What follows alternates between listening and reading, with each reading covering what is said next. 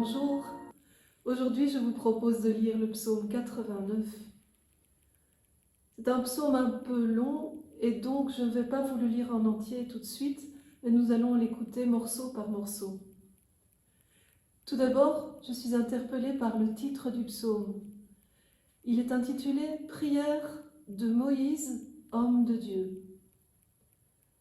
C'est le seul psaume attribué à Moïse, et Moïse est appelé homme de Dieu, ce qui est un titre rare, qui est donné par ailleurs uniquement à Élie, Élisée et le roi David. Dans la vie de Moïse, Moïse est appelé homme de Dieu tout à la fin de sa vie, en Deutéronome 33, 1, juste avant de prononcer sa grande bénédiction et ses dernières paroles, avant de mourir. Ce psaume est attribué à Moïse. Il faudra nous en souvenir quand nous tenterons de décrypter plus avant la prière formulée dans le psaume. Structure du psaume. Un regard d'ensemble sur la structure du psaume me permet d'y voir en fait 4 parties. Une première partie, les versets 1 à 6, où Dieu est adressé en tu, qui est en fait une méditation de sagesse sur le mystère de Dieu, le temps qui passe, la caducité de l'homme, la fragilité, la limitation de l'homme par rapport à l'éternité de Dieu. Vient ensuite une deuxième partie, les versets 7 à 10, en nous, où donc le sujet s'exprime à la première personne du pluriel, et qui est l'exposition d'une situation de détresse. Un questionnement aussi sur le temps qui fuit, et qui n'est que peine et misère. Vient ensuite un verset charnière, le verset 11, qui pose une question. La question c'est qui comprendra ? Qui comprendra la force de ta colère ? Cette question nous fait basculer dans la dernière partie du psaume, qui est la demande en tant que telle, formulée en 10 verbes. 80 pour les plus vigoureux. Ce psaume va donc nous parler de l'énigme du temps qui passe, de la fragilité de la vie humaine, de sa durée incertaine, par contraste avec l'éternité de Dieu. Ce psaume va nous faire dire à Dieu « Apprends-nous la vraie mesure de nos jours ». Ce psaume évoquera la durée de la vie humaine en disant « 80 ans, c'est pour les plus vigoureux ». Cette année, Grégoire et Marie fêtent ensemble leurs 40 ans. Ensemble, ils totalisent donc les 80 ans d'une vie parfaitement accomplie. En l'honneur de cet anniversaire particulier, je leur dédie ce commentaire de psaume. D'âge en âge, de toujours à toujours. Lisons les 2 premiers versets du psaume. D'âge en âge, Seigneur, tu as été notre refuge. Avant que naissent les montagnes, que tu enfantes la terre et le monde, de toujours à toujours, toi, tu es Dieu. Le mot hébreu pour dire toujours, c'est olam. De toujours à toujours, mais olam ve'at olam. Olam, c'est un mot qui désigne le temps de Dieu, mais qui désigne aussi le lieu de Dieu. C'est un mot dont le sens est à la fois temporel et spatial. On pourrait dire c'est l'univers ou c'est l'éternité. Dieu n'est pas soumis comme nous aux limites du temps, le temps qui passe. Mais Olam ne nous est pour autant pas inaccessible. Il nous faudra voir comment. 1000 ans sont comme une heure dans la nuit. Lisons les versets 3 et 4. Tu fais retourner l'homme à la poussière. Tu as dit, retournez, fils d'Adam. À tes yeux, 1000 ans sont comme hier. C'est un jour qui s'en va, une heure dans les nuits. Ce qui est passé, définitivement. C'est du moins le sentiment de l'homme qui se situe dans le temps comme on se situe dans une course permanente, une fuite en avant, où il finit par ne plus savoir ni d'où il vient, ni où il va. Mais ce qui paraît très long au regard humain, 1000 ans, est proportionnellement très court en regard du temps de Dieu. 1000 ans sont comme un jour, fugacité du temps. Dans la deuxième lettre de Pierre, ce verset du psaume 89 est repris et cité et complété. Voici ce que dit Pierre. Pour le Seigneur, un seul jour est comme 1000 ans, et 1000 ans sont comme un seul jour. Cela va donc dans les deux sens. Un seul jour a autant de poids aux yeux de Dieu que 1000 ans. Voilà pour nous une raison d'espérer. C'est d'ailleurs dans ce but que Pierre écrit. Il écrit pour réconforter les premiers chrétiens qui s'étonnent de ne pas voir arriver le jour de Dieu, qui s'étonnent des délais imposés et finissent par perdre espoir. Dieu serait-il en retard? Dieu nous a-t-il oubliés? C'est pour répondre à ce questionnement que Pierre écrit. Écoutons ce qu'il dit. C'est deuxième lettre de Pierre, les versets, au chapitre 3, les versets 8 à 9. Bien-aimés, il est une chose qui ne doit pas vous échapper. Pour le Seigneur, un seul jour est comme 1000 ans, et 1000 ans sont comme un seul jour.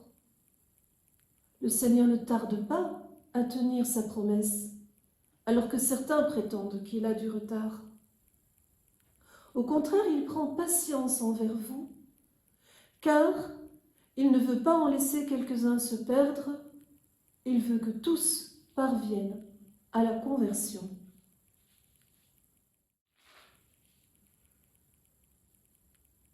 Reprenons le verset 3 et 4. Tu fais retourner l'homme à la poussière. Tu as dit, retournez, fils d'Adam. À tes yeux, 1000 ans sont comme hier, c'est un jour qui s'en va, 1 heure dans la nuit. Tu fais retourner l'homme à la poussière.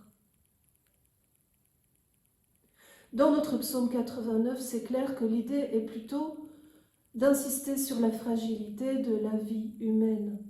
Elle vient de la poussière, elle y retournera. Cette idée est exprimée d'ailleurs dans d'autres textes bibliques, comme par exemple le livre de Qoéleth, chapitre 3, verset 20, qui dit « Tout va vers un même lieu, tout est tiré de la poussière et tout retourne à la poussière. » Cette idée de poussière, évidemment, vient du récit de la création de l'être humain en Genèse chapitre 2. Voici ce qu'il est dit de la création d'Adam.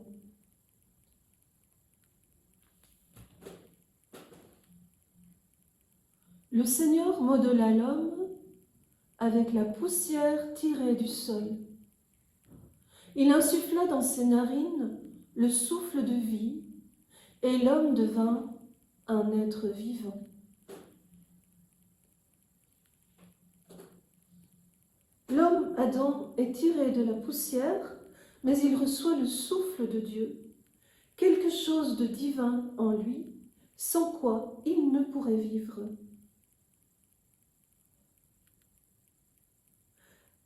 Avec ce souffle, l'homme reçoit une dignité essentielle.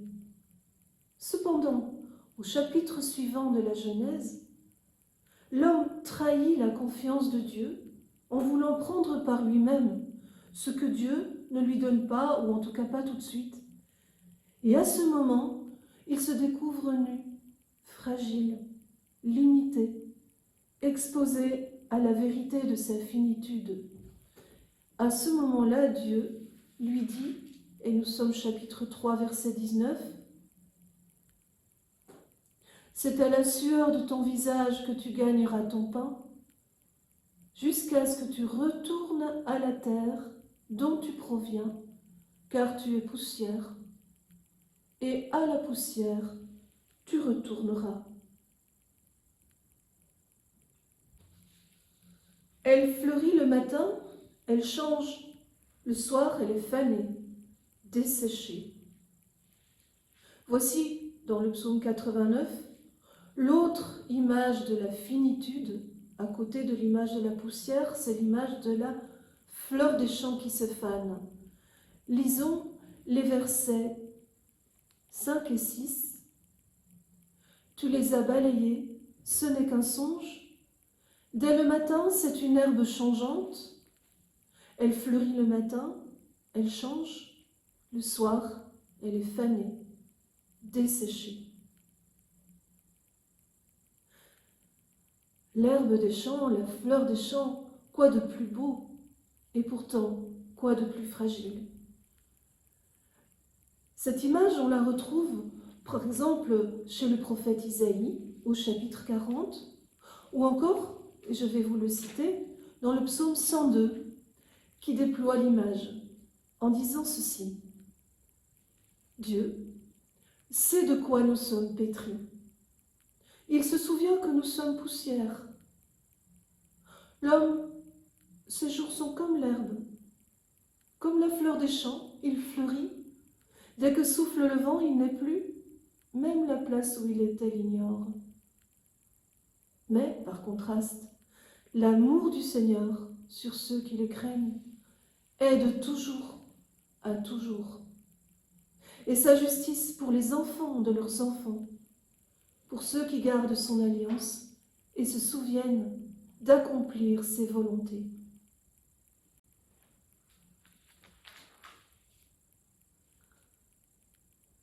Lisons les 2 versets suivants. Nous entrons dans la deuxième partie du psaume où il est question de nous, de notre situation de détresse et où apparaît le mot colère. Versets 7 et 8. Nous voici anéantis par ta colère. Ta fureur nous épouvante. Tu étales nos fautes devant toi, nos secrets à la lumière de ta face.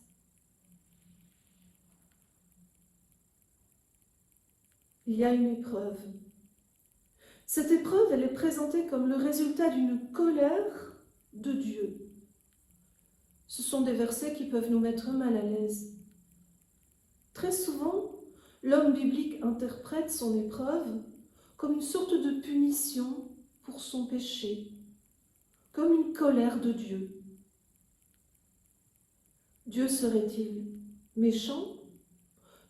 Pire encore, Dieu serait-il pervers? Est-ce une colère éducative qui nous met à l'épreuve pour voir comment nous allons réagir? Mais même ainsi, est-ce acceptable pour nous, pour notre image de Dieu, d'un Dieu bon, patient, miséricordieux? Je ne veux pas sauver à tout prix toutes les expressions bibliques qui nous font problème. Je ne veux pas les balayer du revers de la main comme si elles n'avaient rien à nous apprendre. Nous constatons que la colère de Dieu est très présente dans les psaumes et que d'autres psaumes que ce psaume 89 vont encore plus loin dans l'expression de cette colère. Par exemple, le psaume 87 qui n'hésite pas à accuser Dieu d'être responsable, coupable de toutes les épreuves qui tombent sur le pauvre être humain. Prenons par exemple les versets 16 et 17 du psaume 87, qui dit ceci. Malheureux, frappé à mort depuis l'enfance, je n'en peux plus d'endurer tes fléaux. Sur moi ont déferlé tes orages, tes effrois m'ont réduit au silence. Au verset 8, il avait déjà dit « Le poids de ta colère m'écrase ».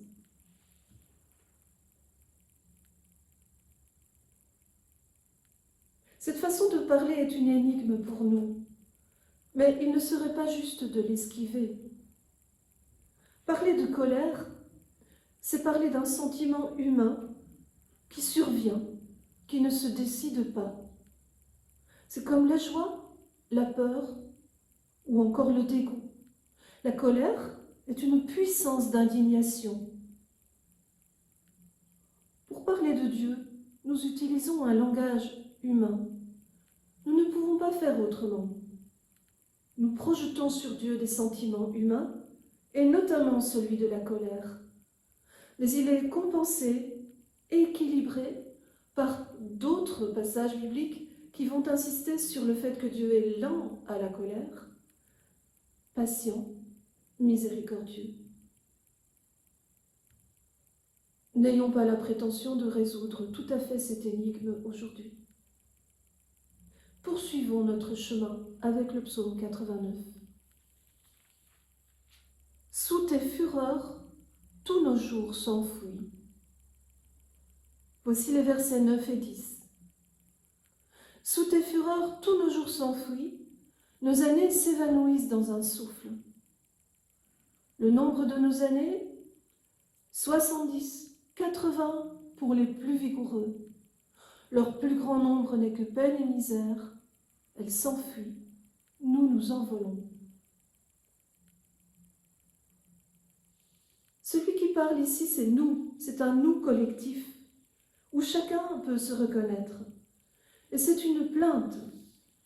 Nous nous plaignons de la vitesse des jours, de leur brièveté, de l'impression d'être anéantis par ce que nous appelons la colère de Dieu, et qui est peut-être le résultat d'une très mauvaise gestion de notre vie.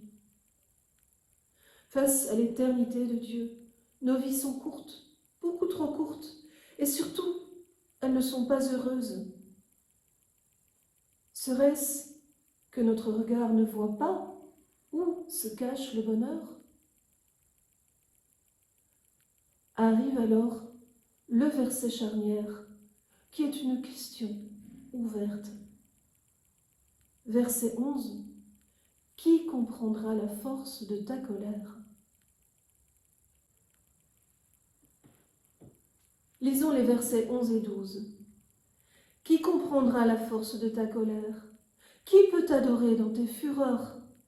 Apprends-nous la vraie mesure de nos jours, que nos cœurs pénètrent la sagesse.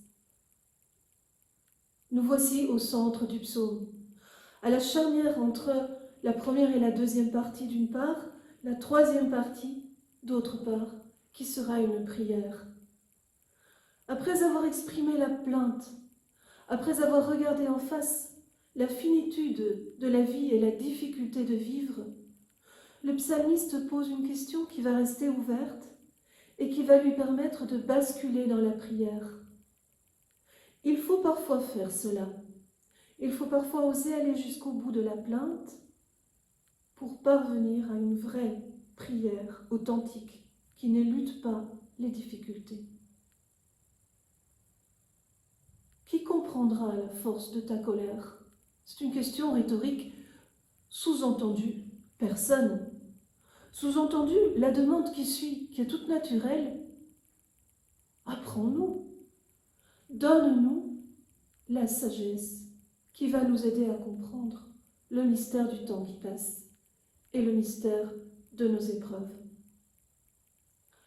La sagesse doit venir se loger dans le cœur, que nos cœurs pénètrent la sagesse.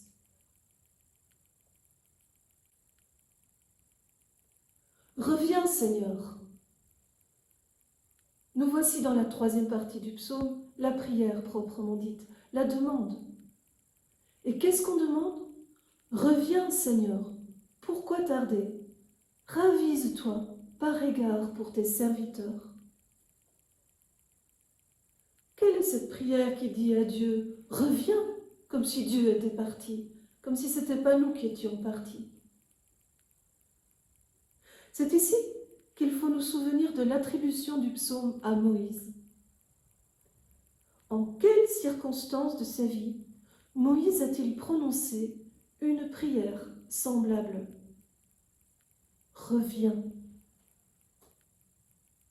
La réponse se trouve dans le récit du chapitre 32 de l'Exode. C'est un épisode important de la marche au désert. Le peuple vient de recevoir le décalogue, les 10 paroles qui vont baliser sa route. La première de ces 10 paroles, c'est l'interdiction de faire des idoles, car il n'y a pas d'autre Dieu que Dieu, le Seigneur qui les a fait sortir du pays d'esclavage. Mais la première chose que fait le peuple, c'est de se fabriquer un veau d'or et de le regarder comme un Dieu. On comprend que dans ces circonstances, la colère de Dieu est légitime. Et Moïse a passé 40 jours dans l'intimité de Dieu sur la montagne. Ce moment d'intimité se termine très mal. Et Moïse reçoit de plein fouet la colère de Dieu. Cette colère ne lui est pas adressée à lui, bien sûr, mais au peuple. Cependant, Moïse prend sur lui la colère. Il se rend solidaire du peuple et il va intercéder. Et nous allons découvrir cette magnifique prière d'intercession de Moïse. C'est alors qu'il dit « Reviens de l'ardeur de ta colère, ravise-toi du mal, ravise-toi, renonce au mal que tu veux faire à ce peuple. » C'est le même verbe, ravise-toi, renonce. Ainsi, à travers cette prière, reviens, ravise-toi, nous pouvons rattacher le psaume 89 au chapitre 32 de l'Exode et à la grande prière d'intercession de Moïse. Que vienne sur nous la douceur. Lisons maintenant les versets suivants. Reviens, Seigneur, pourquoi tarder? Ravise-toi par égard pour tes serviteurs. Rassasie-nous de ton amour au matin, que nous passions nos jours dans la joie et les chants. Rends-nous en joie tes jours de châtiment et les années où nous connaissions le malheur. Fais connaître ton œuvre à tes serviteurs et ta splendeur à leurs fils. Que vienne sur nous la douceur du Seigneur notre Dieu. Consolide pour nous l'ouvrage de nos mains. Oui, consolide l'ouvrage de nos mains. Nous sommes donc dans la partie réellement de supplication et de demande de ce psaume. Quelles sont les demandes exprimées? Reviens, ravise-toi, que nos cœurs pénètrent la sagesse, apprends-nous la vraie mesure de nos jours, rassasie-nous de ton amour, que nous passions nos jours dans la joie et les chants, rends-nous en joie tes jours de châtiment, fais connaître ton œuvre, que vienne sur nous la douceur du Seigneur notre Dieu, et finalement consolide l'ouvrage de nos mains. Je retiens quelques mots de cette prière. Ce que l'homme demande, c'est la sagesse. La sagesse lui permettant d'avoir une meilleure vision du temps qui passe. Il demande aussi la pitié de Dieu, son amour, que vienne sur nous ton amour. Rassasie-nous de ton amour, cet amour qui est l'amour de fidélité dans l'alliance. Il demande aussi la joie en lieu et place du châtiment et de l'épreuve. Il demande la connaissance pour mieux comprendre l'œuvre de Dieu. Et finalement, il demande la douceur de Dieu qui vient consolider son ouvrage.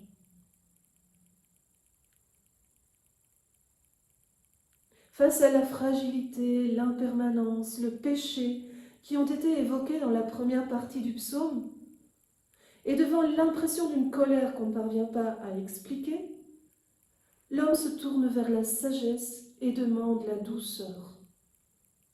Le mot douceur peut signifier aussi beauté dans d'autres contextes.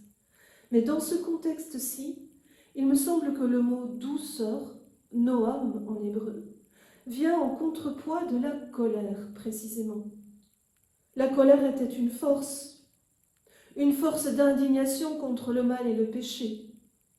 La colère était peut-être le résultat d'une blessure d'un Dieu qui se sentait trahi dans son amour. En vis-à-vis, la douceur est une force, elle aussi, une force plus forte que la force de la colère. La douceur vient comme un baume guérir la blessure occasionnée par la colère, guérir le cœur blessé de Dieu autant que la blessure de l'homme. La douceur remet les choses à l'endroit, elle remet les pendules à l'heure, si je peux m'exprimer ainsi, dans le cadre d'un psaume qui nous parle du temps qui passe. Consolide l'ouvrage de nos mains. Oui, consolide l'ouvrage de nos mains. Nous voici au dernier verset, avec cette insistance, il demande 2 fois, consolide l'ouvrage de nos mains. Bien sûr, il y a l'œuvre de Dieu, qui est de toujours à toujours. Mais il y a aussi l'ouvrage de nos mains. Notre pauvre petit labeur, notre pauvre petite collaboration à cette immense construction du royaume de Dieu.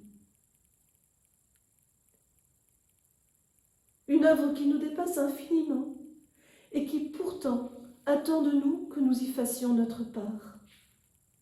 C'est peut-être une façon de nous réconcilier avec la finitude et la fragilité. Nous pourrons trouver notre juste place dans l'univers de Dieu. Consolide l'ouvrage de nos mains. Ce verset me fait penser au prologue de la règle de saint Benoît, une de ses premières phrases qui nous invite à prier Dieu en disant « Demande-lui, par une très instante prière, de mener à bonne fin tout ce que tu entreprends. » Oui, Dieu ne fait pas les choses à notre place, et Dieu compte sur nous pour faire notre travail. Mais il vient consolider ce qui est bon. En ces jours où nous faisons plus intensément mémoire du mystère pascal, que le Seigneur nous introduise dans son regard de sagesse et d'amour. À bientôt.